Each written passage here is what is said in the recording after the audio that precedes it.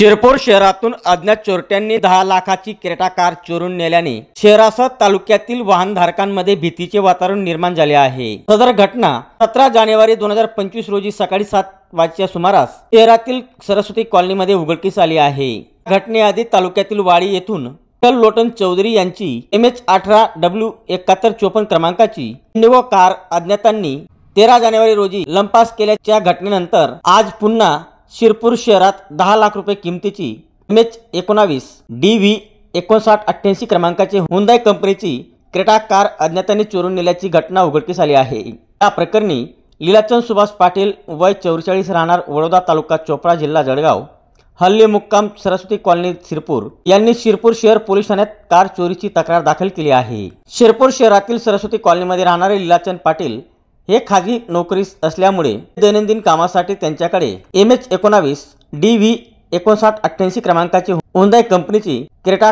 Car होती।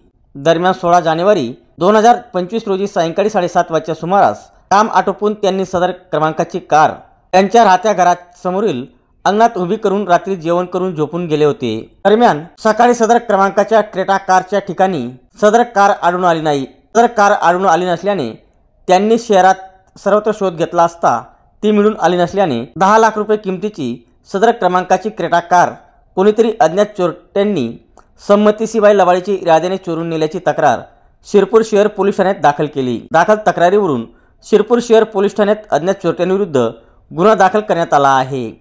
पुढील तपास police head constable Chetan Sonawane हे करीत आहे।